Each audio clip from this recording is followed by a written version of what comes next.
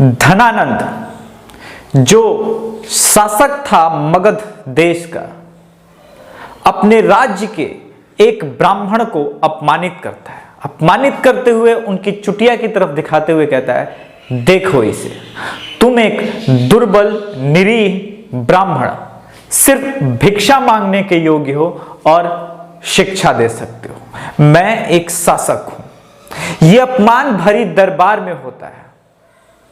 उस दिन विष्णुगुप्त, कौटिल्य कहें या आज की पीढ़ी जिसे चाणक्य के नाम से जानती है, वो उसी दरबार में प्रतिज्ञा करता है और कहता है, मैं समूल धनानंद वंश का विनाश कर दूंगा और इस देश पाटलिपुत्र की मिट्टी की कसम खाते हुए एक नए शासक को पैदा करूंगा। उस नए शासक, नए वंश का नाम जिसके नाम से पड़ा वो थे चंद्रगुप्त मौर्य। नमस्कार दोस्तों, मैं हूं अभिषेक तिवारी और आप देख रहे हैं मनु से मोदी तक एपिसोड 5।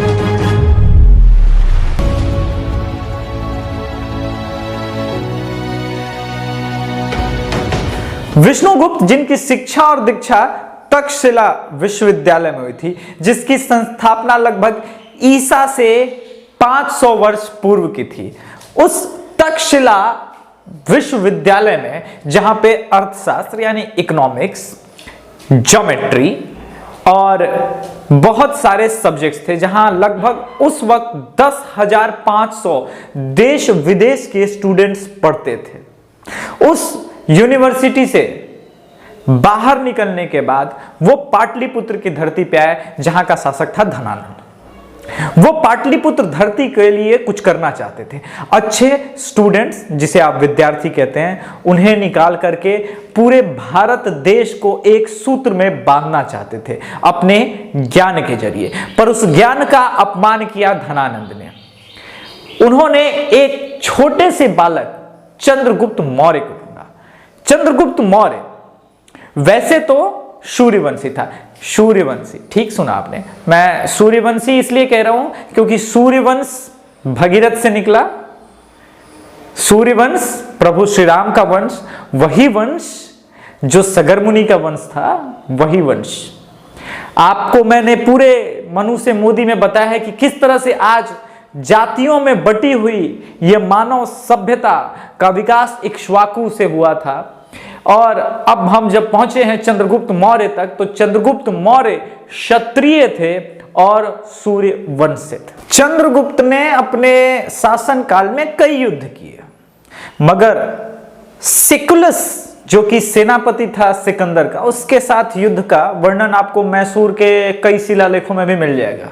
खैर, चंद्रगुप्त मौर्य के जो मंत्री थे वो कौटिल्य, चाणक्य, विष्णुगुप्त थे। इन दोनों के साथ अभियान ने भारत के धरती में एक पूरा का पूरा बदलाव कर दिया। पूरा भारतवर्ष और आर्यावर्त, जिसे आप देखते हैं आज का बांग्लादेश, पाकिस्तान, पेशावर होते हुए ये पूरे पाटलिपुत्र तक छा गया। इस विशाल साम्राज्य को आगे इनके वंशजों ने चलाया, लेकिन कौटिल्य ने जो नींव रखी एजुकेशन सिस्टम की, वो एजुकेशन सिस्टम आज कहीं खो सा गया। चाणक्य ने राजनीति शास्त्र के मायने बदल दिए। आज भी चाणक्य की नीति को लोग पढ़ते और समझते हैं। चाणक्य के शासन मतलब मंत्री रहते हुए ही तक्षशिला में कई महत्वपूर्ण विषयों पर रिसर्च शुरू हो गया।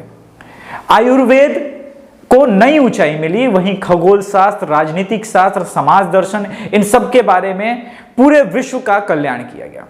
मौर्य वंश में यूनानी राइटर मेगास्थनीज आया, उसने इस बारे में अपने पुस्तक इंडिका में काफी कुछ वर्णन किया है। इंडिका में उसने बताया है कि उस वक्त का समाज कैसा था। उस वक्त भारत में जो आज के दौर की ये छुआछूत की बात की जा रही, इस तरह की कोई चीज नहीं थी। ब्राह्मण जो पढ़ाते थे उनको मासिक रूप से वेतन नहीं मिलता था। ब्राह्मणों का काम शिक्षा देना था और विद्यार्थी जो शिक्षा लेते थे किसी भी सब्जेक्ट में, जैसे आयुर्वेद में ही, तो तब तक उनकी दीक्षा कंप्लीट नहीं होती थी जब तक वो रिसर्च में किसी बीमारी को ठीक करने की एक मेडिसिन न बना देते। एक ऐसे ही चेचक के बारे में 17वीं शताब्दी में अंग्रेज कलकत्ता में आया। उसने देखा कि भारत में तो चेचक का इलाज घर घर में लोग करते हैं, जबकि उस वक्त अंग्रेज यूरोप में इस महामारी के चपेट में आते थे और मर जाते थे। ऐसी कई आयुर्वेद की चीजें उसी दौर में पाटलिपुत्र तक्षशिला तक जो ये साम्राज्य फैला शुरू हो चुकी थी।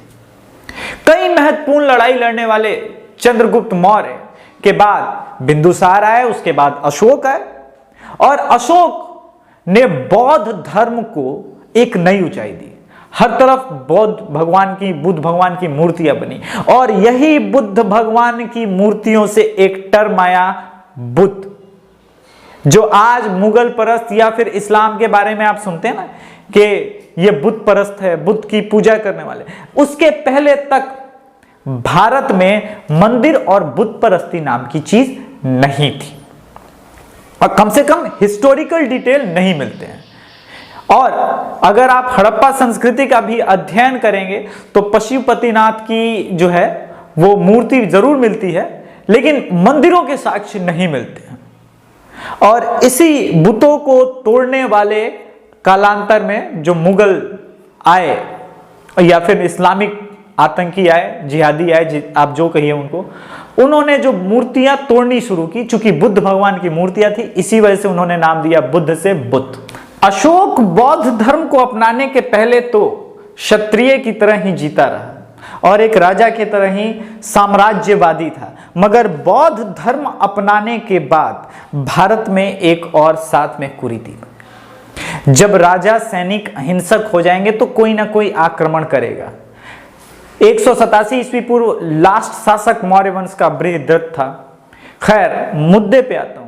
इस बौद्ध संप्रदाय के उदय का, जो कि सनातन धर्म से ही निकली, इसका एक असर यह हुआ कि भारत ने शांति और अहिंसा का मार्ग अपनाया, लेकिन इसके कारण वो जो युद्ध की शैलियों में बदलाव होने चाहिए, जो इनोवेशन होना चाहिए था, जो अच्छे हथियारों का निर्माण होना चाहिए था, उसमें भरत वंश और आर्यावर्त भारत पीछे छूटता चला गया। आगे के एपिसोड में हम बात करेंगे कि कैसे अशोक और चंद्रगुप्त मौर्य के इस बड़े डायनेस्टी में बिखराव के बाद एक महान शासकों की फहरिस्त आई और महान शासक कई आए, लेकिन पाटलिपुत्र की धरती पे जो बदलाव हो रहे थे वो आपको अगले एपिसोड तक अचंभित कर देंगे, क्योंकि कास्ट सिस्टम के बैरियर को तोड़ने के लिए मनु से मोदी का छठा एपिसोड आप लोगों के लिए बहुत महत्वपूर्ण होने वाला है। जैसे मैंने बताया कि मौर्य वंश सूर्य वंश से निकला था, वैसे ही गुप्त वंश के बारे में भी बताएंगे और कुषाण के बारे में भी बताएंगे। तब तक के लिए जय श्री राम।